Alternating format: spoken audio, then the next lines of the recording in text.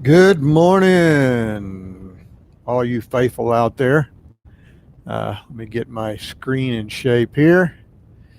Somebody shoot me something about the audio and video feed that we're okay, and we'll just sit here patiently for a little bit and wait for a few more to jump on before we get too far away into information today. So shoot me a live chat. Can you hear me? Can you see me? I do want to talk about sort of the path forward the rest of the semester, what's left to do, and this morning. And then I want to get into talking a little bit about East African systems and talk about some elk and cattle stuff here in the United States. So, okay, I'm getting the all clear. Everything's good here.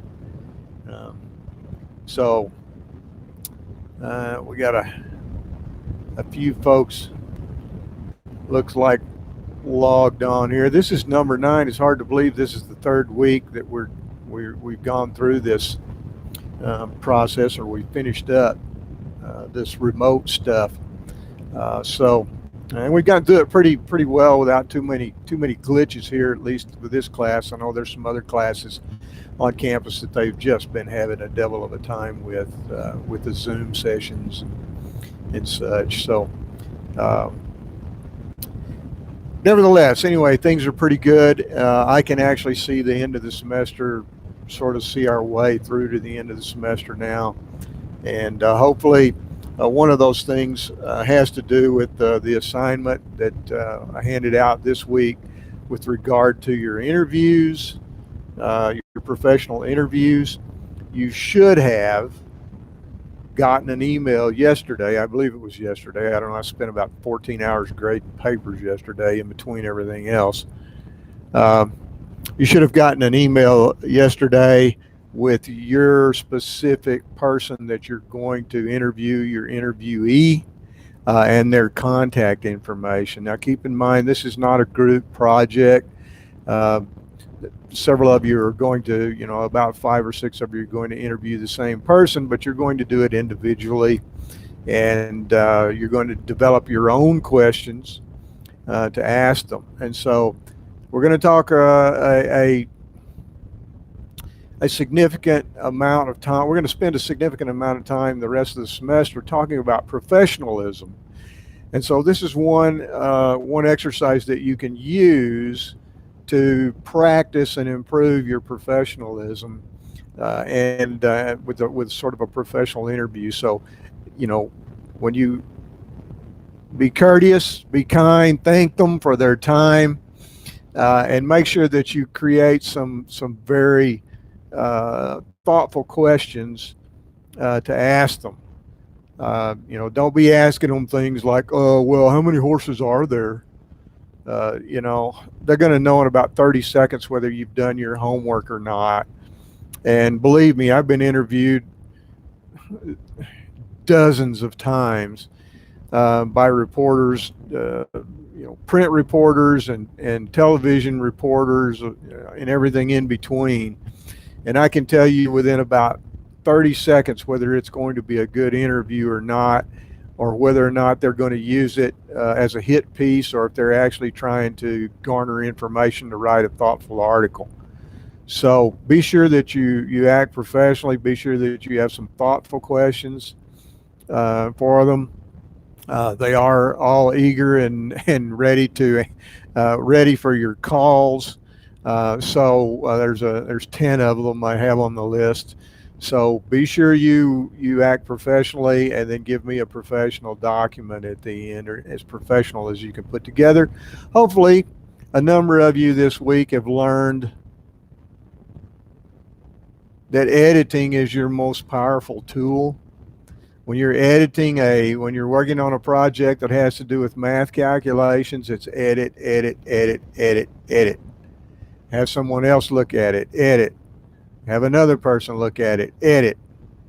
Editing is your most powerful tool, and it shows the professionalism that you have. And so, be sure that you act professionally. Be sure that you have some thoughtful questions for them. And then give me a professional document at the end, as professional as you can put together. Hopefully, a number of you this week have learned that editing is your most powerful tool. When you're that you're dedicated to. If you're not willing to edit, then you're not showing professionalism. That's just the way of the world. That's not my opinion. That's just the way it is. And so do your best on that particular uh, assignment. Uh, we have another assignment. I'm going to go through these assignments. That's one that I handed out this week. The next one that I'll visit with you about is we have exam number 2 coming up, and I am proposing to send out exam number 2 on April the 20th. April the 20th. It will obviously be a take-home type exam. And I haven't settled on what kind of format I want you to get it back to me in. I'm still scratching my head over that a little bit because it's got to be uniform. I can't have 40 different formats that I have to try and grade. So I'm still working on that, but I am going to hand it out on the 20th of April, and I am going to have it due on April the 24th. Close of business, 5 o'clock in the afternoon, in case you don't know what COB is, close of business. So it'll be handed out on the 20th of April, and it will be due at 5 o'clock on April the 24th. That's exam number 2. So be sure you write that down, get that on your calendar, and expect it. We got a little bit, a little more material to go through. But we'll get there without too much trouble. So exam number 2 handed out on April 20th and due on the 24th at 5 p.m. Okay? And of course, as always, if you have any questions as I'm going through this, just jump on the live chat and type them in. Can everybody see all of the questions on the live chat, or do I just get them here? I don't know what security button I checked. Somebody dropped me a little answer to that question on the live chat. If you guys can see everybody's questions, or if you just see okay, good. I thought I clicked the right button, so good. Okay, fantastic. So if there's any questions about the exam date, there will let me know. Of course, the interview write up is due on the 30th of April. Yes, the 30th of April. Now that's on a Thursday, I believe, so it's not on a regularly scheduled class day. But don't let that throw you. I want those things by 5 o'clock on April the 30th. Yes, April the 30th. Okay, so those two are out of the way. The interview assignment, exam number 2. The third large assignment is an assignment that I call it's just an assignment on professionalism, and there's going to be a little write-up on that as well, and I will let you know. I haven't got all of the bugs worked out on it just yet. I'm almost there, but there will be a third large assignment, a third 100-point assignment. The exam is 100 points. The interview assignment is 100 points, and then this third assignment that I call a professionalism assignment will be 100 points as well. So that's 300 points there in those three. Anyway, I'll get that third one to you as quickly as I get it worked up and get it ready for you. And then we have one more assignment, a fourth assignment, that will be another little presses, and it'll be on invasive annual grasses, on cheatgrass, and I'll probably get that to you next week. So what that means is there is a 325 points still outstanding that you can take advantage of.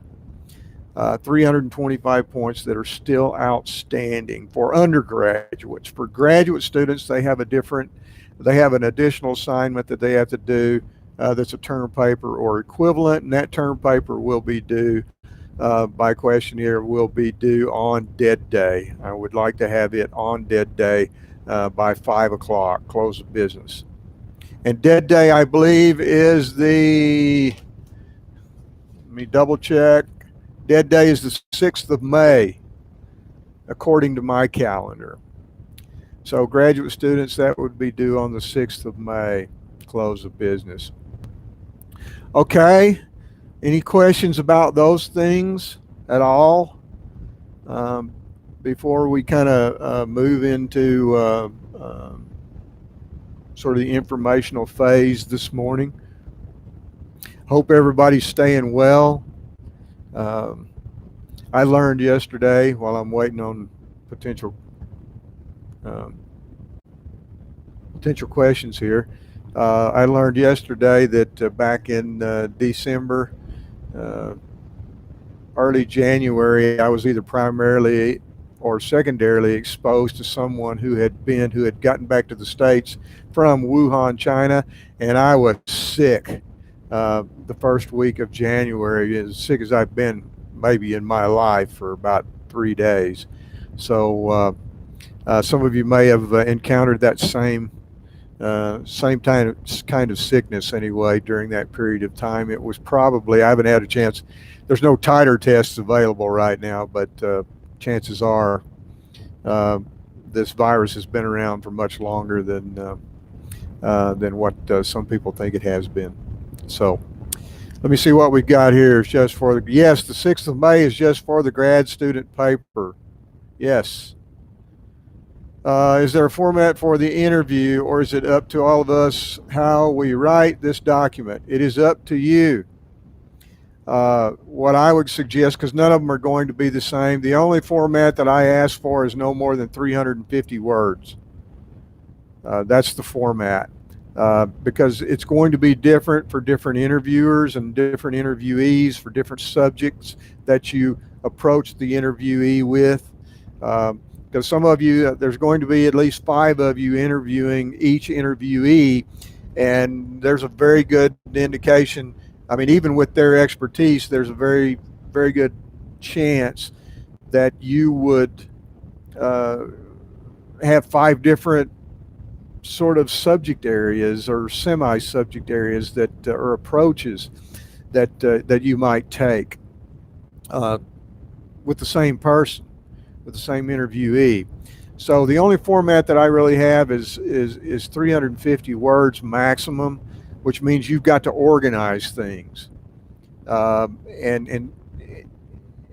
so what I would suggest is, just get online and look at some example formats for conducting interview or writing up interviews. That would be the best thing that I could offer for you, because there's really no one format for it or one style for it. They're all going to be fairly different. But what you're trying to do is convey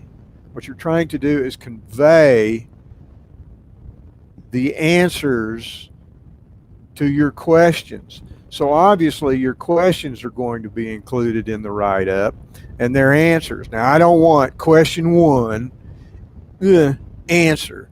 Write it up in a coherent way, like you're trying to summarize your interview. That's what it needs to be. So I hope you understand that. If you don't, and I can try and clarify it a little bit more, but I'm looking for a summary that is informational, informative to me, like I'm someone who doesn't know anything about wild horse and burro issues. I want to be informed, and you are going to be talking to an expert, and you're going to be the in-between between the expert and me, the lay person that knows nothing about it, and you're going to try and convey the information that you have gleaned or garnered based on your questions that are based on the research that you do before you get into the interview. So you've got to do your research, I've already given you a lot of leads on it. Do your research, formulate your questions, what you think the public needs to know, and that's usually what do you want to know, what do you need to know, and then convey it in a 350 word summary to me. So, does that sound okay as far as the format for the interview? Kind of make a little bit of sense. You can structure your summary as a narrative. There's a number of ways that you can do it, and there is no one correct way. So yes, you can do it as a narrative. You can write it as you can pretend you're a newspaper or magazine or blogger, and go in a format that they would approach something like this with. The one thing that I do ask you is make sure that when you are designing your questions, and I had this in the assignment instructions, do not approach this with a preconceived notion. I want you to go into it. You have to set your biases, whatever they are, aside, and create questions and interview these folks in a non-biased way. Now, we all have biases of one form or another, and you have to learn how to set those things aside in order to do a good job. And believe me, I've been interviewed by people who were going to do hit pieces, and you know it right away. And I just refuse to do those. Now, I'll stop an interview if I think if it's turning into a hit piece. I'll just stop it. And I'll just say, well, this is over. It's obvious that you're not approaching this in an objective way. You're not trying to convey the information in a clear and concise, truthful way. So, I'm done with you. So make sure that you try to approach this from as objective be as objective as you can be going into it. Okay. Now, the objective information that you learn may support your opinion, and opinions based on facts are, that's what they are. They're professional opinions. But opinions based on just the way you want the world to be, there's no place for those other than in the internet when you're trying to get money out of somebody. So okay. And once again, if you have any trouble, if you're having difficulty getting your head around it, and that's all part of sort of being professional, is getting your head around something. You can always email me, and I try to respond as quickly as I can with emails. So just keep that in mind, okay? So once again, kind of to summarize, we've got, Cheerios. We've got 325 points outstanding. We've got 125. We've only got 125 points that you've given me so far. So most of the points are still outstanding. If you're worried about a grade, you got lots of points here that you can get after and make up some differences on. So, okay. I'm not seeing any more questions since Joey's last awesome comment. So let's talk about some informational stuff. I want to talk about the Serengeti Mara system in East Africa this morning, and maybe we will get to talking about some elk and livestock interactions here in the United States. But I emailed out a handout the other day. I can't remember, sometime this week, it seems like, on the Serengeti Mara system and on elk. I think I emailed that out to you on Monday. So if you haven't pulled that up yet, go ahead and print it out, pull it up, whatever you need to do. We're going to take a look at it the rest of the time that we have this morning. So Uh, so the Serengeti Mara system in East Africa. Uh, I mean, when you watch these National Geographic shows, usually this is where where a lot of those films and documentaries have taken place is in the Serengeti Mara system. There's some other large systems in South Africa around Kruger National Park. If you've never had an opportunity, or if you ever get an opportunity to go to South Africa and Kruger, I would highly advise it. It's a great place to go and see. It's in South Africa. Then you can move over into Botswana and Swaziland as well. They have some of these large populations of grazing and for browsing animals and wild animals. And but the Serengeti Mara system is probably the largest of the area, and certainly the most famous. Like I say, if you get an opportunity to go, it's just to one of these areas. It's a great place to go and see some things. But there's 3 species in the Serengeti Mara system that are closely linked together, large grazers: zebras, wildebeest, and Thompson's gazelle. Now, the way this sort of works, the way this system and the way their interactions work, we're talking about facilitative interactions. Everybody always wants to talk about negative interactions, the negative interactions between this species and that species, and sometimes that's perfectly worthwhile thing to discuss and deal with and mitigate. But if we can manage in a way to where the relationships between some of these potentially competitive grazers and foragers can be more facilitative. It may not always be completely facilitative, but if it can be more facilitative, then that's great. That's the way we want to go, rather than get into these conflict resolution aspects of management.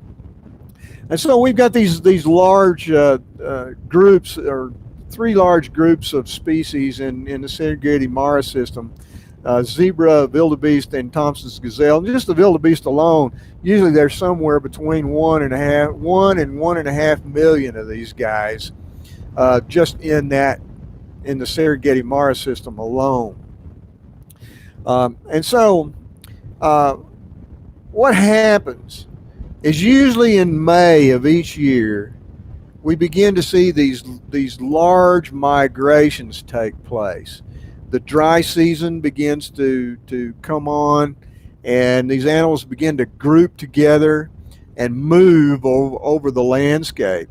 And they move over these large traditional migratory routes that have been in place certainly for millennia in many instances. And so as the dry season begins to occur, of course, the plant growth begins to slow down and plants begin to senesce. And so they begin to sort of lose their greenness. They begin to lose some of their nutritional quality. They begin to lose some of their palatability. Remember back in this diet preference days, way back in the before time at the first of the semester. And so the animals begin to move as this dry season begins to take over. And the movement is generally based on body size. It's usually it's the larger animals first that begin to move, and then gradually smaller animals begin to move. And so in our case of these 3 species, it's the zebra that moved first, and then followed by the wildebeest, and then followed by the Thompson's gazelle. And they do this sort of in succession. And it says here in your notes, it normally takes about 4 to 6 days for these herds, these herds of different species, to pass through an area. And it's primarily a grass forage base, is what we're looking at. And you can imagine after 500,000 animals, for instance, of 500,000 zebra move through an area, that the forage base is really highly impacted. They trample a little bit of it, but most of it is eaten. Most of it is consumed. Um, and and so here's some numbers. Don't get too carried away about trying to memorize numbers. The principles are what I want you to understand. Is that green biomass is reduced by as much as 85%, and grass height by 56%, biomass concentration by 66%. And this is primarily from grazing, not from trampling. And so the forage base is highly impacted. Now, that's the point. The forage base is highly impacted, and in a number of ways. So, the reduction of biomass concentration is a sequence of feeding selection based on green leaf material by the zebra and wildebeest, leaving reproductive stems standing without leaves. So what they do when they move through an area, they leave they leave these reproductive stems sticking up. The vegetative growth is all taken away. And it sort of kind of leaves some woofy. We remember that term, woofy material out there, woofy plants, because of this high concentration of structural carbohydrates that is sticking up in these stems. The leaves are for the most part are gone. It's just stems that are left sticking up. Okay. So after about a month, after the zebra and the wildebeest move through an area, the grazed areas exhibit a net primary productivity of about 2.6 grams per square meter per day, while areas protected from grazing, areas that aren't grazed very heavily, experience a decline in net primary productivity. So the grazed areas in this instance, if there's still some soil moisture out there, the grazed areas will exhibit some new growth. There will be a green up. But the ungrazed areas, or the areas that hadn't been hit hardly at all, because there's a mosaic of grazing that goes on, because animals are moving through they're on the move. There's a mosaic of grazing intensities out there. And so these areas that have been grazed actually show a green up. And what we call this, McNaughton, back in the 70s, sort of coined this name. He was the first one that discovered this. It's called the compensatory growth hypothesis. Compensatory growth hypothesis. And basically, what that means is that this hypothesis predicts that plants growing in non-stressful environments can compensate for lost tissues through grazing or through the removal of tissues. So again, what this means is that if you graze an area, you can graze it very, very heavily. You can graze an area very heavily. If there is still soil moisture and nutrients that the plant, and there's still a temperature where photosynthesis can occur and plants can grow, you will see new growth rather than senesced growth. So what that means in reality is that if you graze an area that is not limiting, has no limiting growth factors, if you graze that area, the total production in that area at the end of the season will be higher because of that new growth. It will be higher than it would be if it was not grazed. Okay? So the grazing process, by removing all that old tissue, and again, this is in a non-limiting environment. Non-limiting environment. That the actual overall total production will be higher in areas that were grazed than areas that were not grazed. That's the compensatory growth hypothesis. So think about it in Nevada. Where would a non-limiting environment be in Nevada where you might be able to actually see or measure some compensatory growth. On the uplands, on the south side of mountains and slopes and hill slopes, no, not in those areas where you're going. Those would be limiting environments because the soil moisture typically is gone, for instance, by the 1st of July, and plants begin to senesce.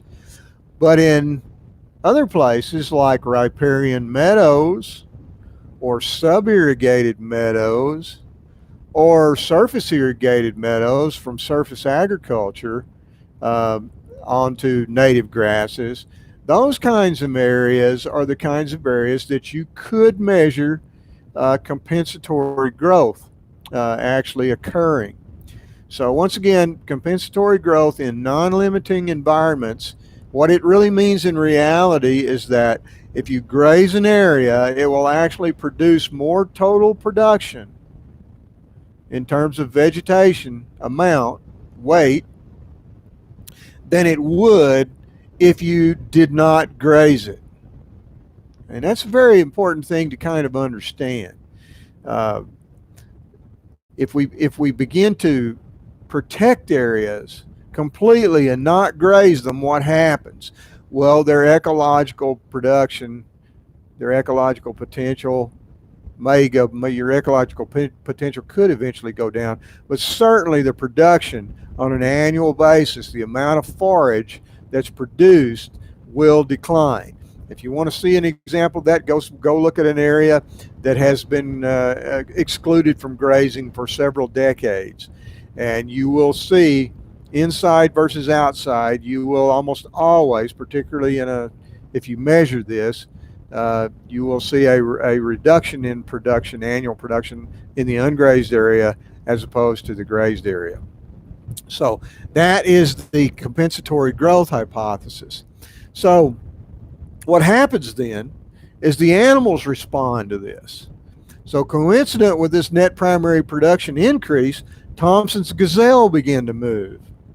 They begin to enter the area and literally by the hundreds of thousands. And their habitat preference then at that point in time is focused on the areas that have been previously grazed by the zebra and the wildebeest, because it's got this new growth coming out. It's not just this complete sward of standing dead structural carbohydrates. Okay? And so their habitat preference is focused on areas previously grazed by zebra and wildebeest because of all this vigorous regrowth and high forage concentration. The forage quality is higher in those areas, and so they select for that. Thompson's gazelle. And of course, Thompson's gazelle are smaller animals. They have smaller snouts, and they can reach down and they can get those new leaves that are growing around the base of these old woofy stems that are sticking up and that are left by the zebra and the wildebeest. Okay. And so this association lasts until the end of the dry season. It's usually until somewhere in November is usually when it's sort of when the rains begin to return. So this is a great example of a facilitative relationship, a facilitative interaction, where one species sort of makes it better for another species. And we can take that concept and we can apply it in some places. For instance, in the United States, like Texas, they manage their wildlife enterprises down in parts of Texas, make more money for them than their livestock enterprises. And so what they do is they use their livestock specifically to manipulate the plant communities on their ranches so that it will benefit the wildlife species. So the livestock are an enterprise, and they may make a little bit of money on their livestock, but primarily the livestock are used to manipulate the plant community so that their wildlife enterprises will be at their optimum. So this is a great example of a facilitative relationship, and you can take this concept and you can move it to other places on the landscape and on other continents. And so in your bold letters here, instead of competition for forage, a partitioning of the resource is generated, and there is a facilitation of energy flow into the gazelle population through the impact of heavy grazing by the zebra and the wildebeest. That's pretty cool to understand that and to know the relationship. And so this relationship is so strong. I mean, it's really so strong that if something happens, if a disease outbreak occurs of some kind, or if a wildfire takes place and something sort of interrupts this use by the zebras, uh, it causes a decline in the number of zebras there on the Serengeti Mara system. Um, you will expect, because it always happens, it leads to a subsequent decline in Thompson gazelle numbers. So it's a very, very close relationship that these animals have, and it's one of those facilitative relationships that is just fascinating. And if you can use that in some way, that compensatory growth hypothesis, and that's knowing that and knowing this relationship, it can be quite useful in terms of land management, depending on where you are on the landscape and what your operations are. So, okay. If you got some questions, shoot them up there on the screen. I want to move on. I want to talk about elk for just a little bit here this morning. Most people don't realize that we actually have an elk plan in Nevada. We have a lot of elk in eastern Nevada and northern Nevada. Uh, and we actually have a state approved, agreed upon elk plan, elk management plan between the NDOW, Nevada Division of Wildlife, and the counties, NACO, Nevada Association of Counties, and some other entities that were signatory to it. So we manage. The idea is that elk numbers, elk population numbers, are managed appropriately based on the habitat that they have available to them and based on multiple use. Because most of our elk habitat is on public land, and public land is by law designated to be multiple use. So one use typically can't take precedence over another. That's hard to define sometimes, but that's the general intent and purpose of it. And so we actually have an elk plan here in Nevada. And there's a general perception, there's been a general perception over the last several decades that there is an incompatibility between domestic livestock, domestic cattle, I should say, between cattle and elk, because their diet preferences are so similar.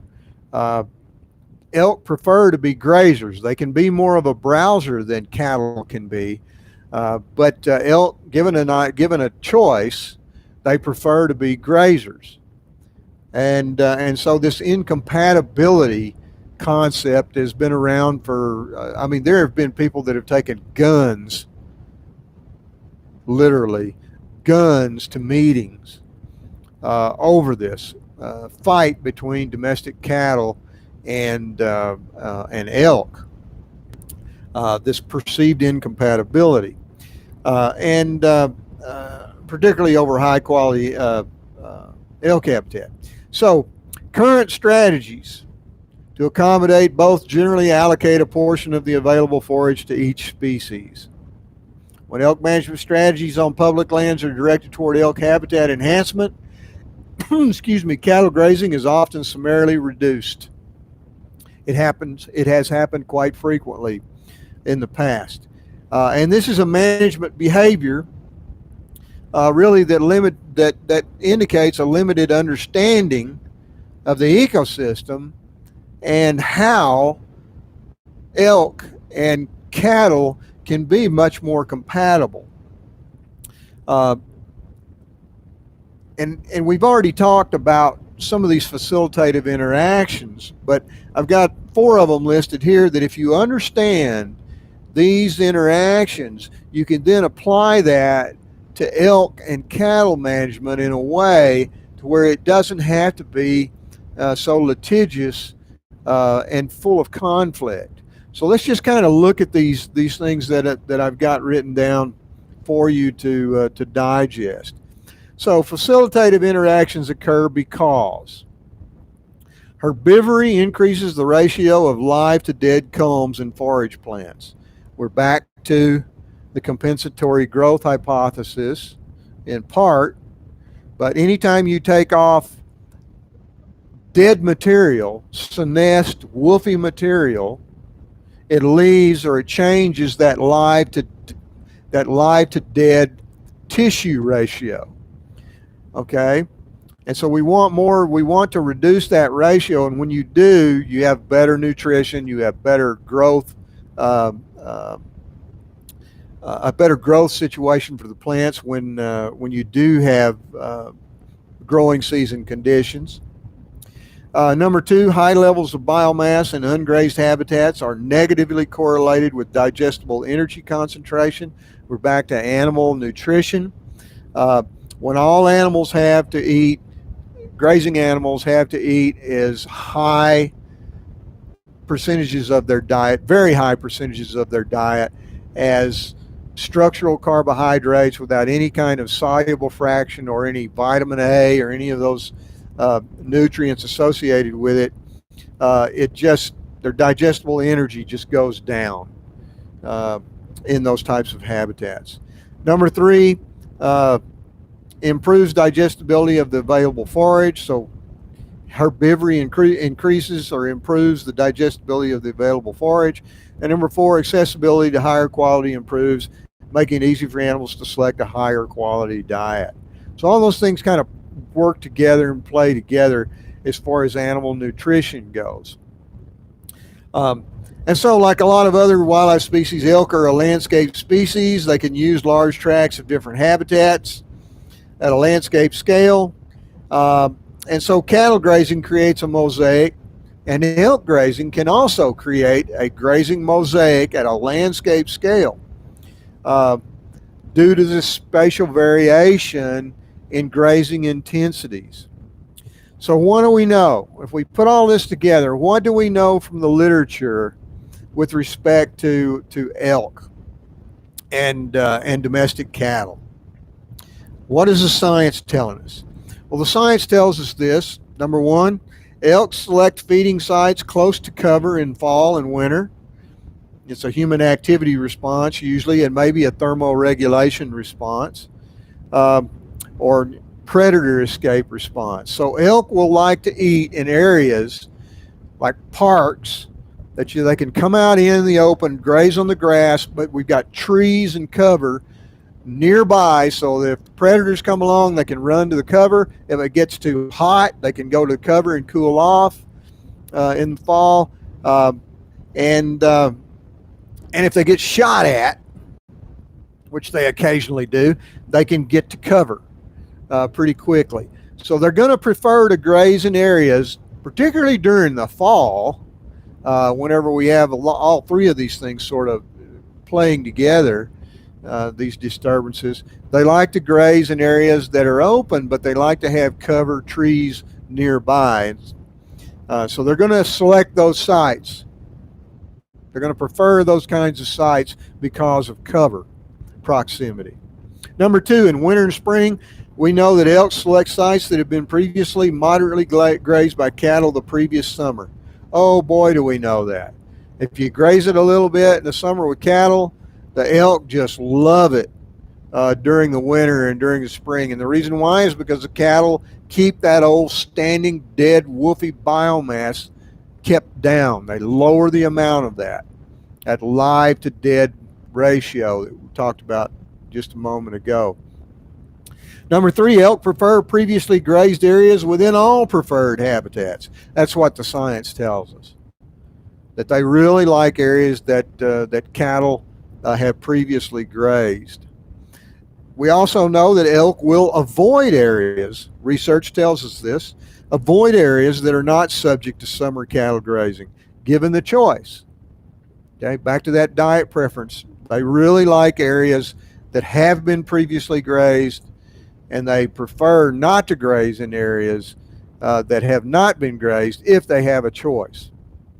Number 5, where elk densities are high, elk prefer areas in the spring that were heavily grazed by elk during the winter.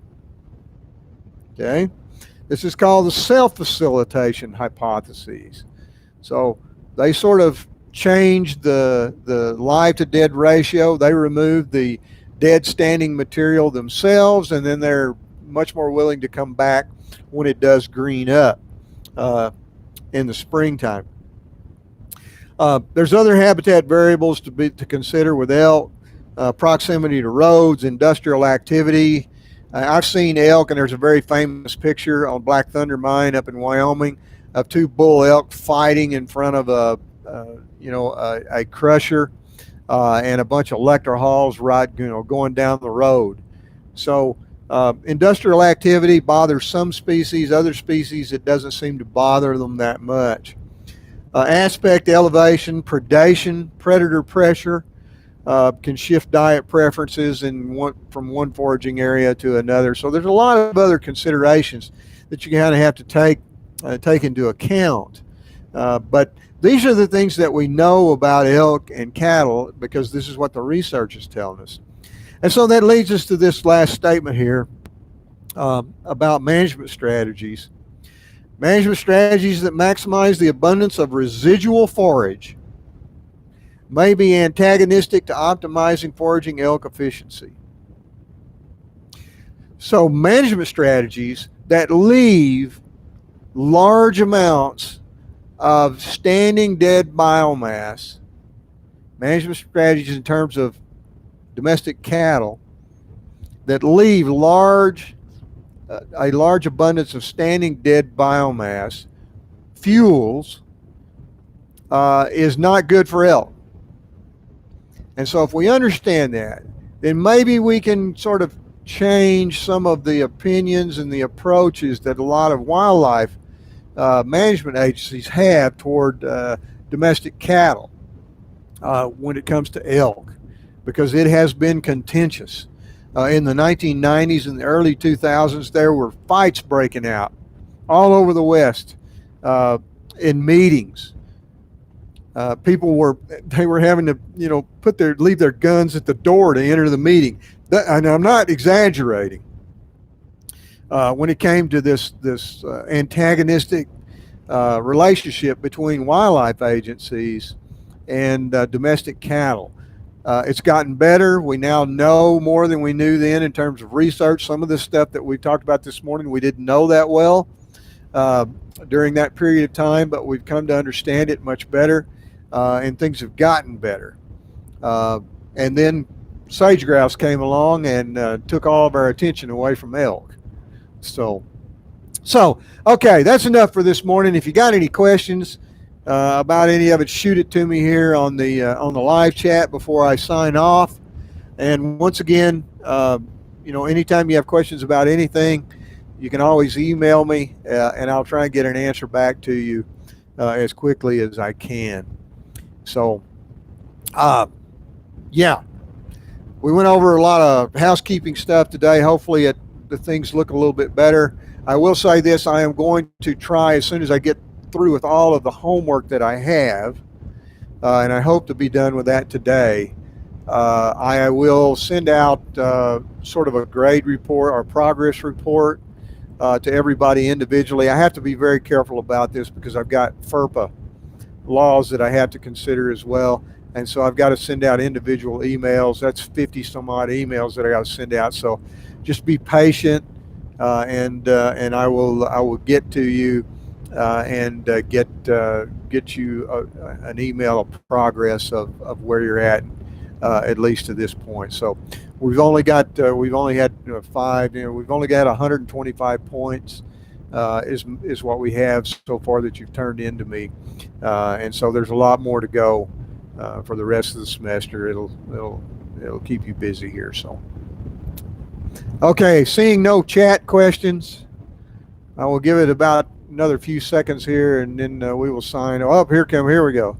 Don't we have 200 for the exam? Well, with the exam, with the exam, yes, with the exam, I wasn't counting the exam. So you got 225 points, counting the exam number one.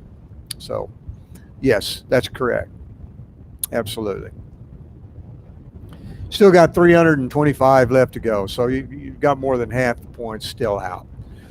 So there should be an ample opportunity for you to do a little better, just in case you haven't done so well. And most of the cases where your students haven't done well is because they haven't turned in homework. And so if you haven't turned in homework, that can be a problem. So keep checking your emails on a regular basis, and we'll get through it. So, okay. Have a great weekend. Oh, we got another one. Do we have to explain the interview project in the email to our interviewee? No. They expect you to interview them. I mean, you can use a sentence or two that just says, this is my assignment. You don't have to do a whole lot of explaining that, you've been assigned to them as an interviewee or as an interviewer, and you would like to set up an appointment, to discuss some questions that you have about the wild horse and burro issue and so on. So, makes sense? They're aware you're going to call them, believe me. I CC'd them, and I've been on the telephone with them. So there's a lot of stuff that, whenever somebody puts together an assignment like this, there's a bloody lot of stuff that goes on behind the scenes that you don't see and don't know about. Okay, I got a question. Is the next exam going to be a similar format? Yes, it'll be multiple guess. I can't grade them any other way. So, yeah, it'll be a multiple guess. It'll look just like the last exam, except it'll have different questions on it. And I'm going to try and figure out how to get your answers to me in a logistically concise and uniform way. And I got a couple of ideas, but I haven't really thought all the problems associated with each of them all the way through yet. Is the last 100-point project you're still working on for undergraduates going to be due on dead day? No, it will probably be due before that. I'm not sure yet because I haven't quite got the format together yet. But I'll rest assured I'll give you plenty of time to get it done. We've got time, one way or the other. So yeah, don't sweat it too much if you're worried about time. It may be due on dead day. I'm not sure. I think by mid next week I'll get it nailed down a little bit better. And please be patient because this is all. I've had to completely redo some things, and whenever you try to put together a new type of an assignment, there's a lot of bugs that you have to work out, that you have to anticipate. Otherwise, you end up with a train wreck. And so, be patient with me. I'll get it worked out, and you'll have plenty of time to get it done. So, okay, keep them coming if you got them.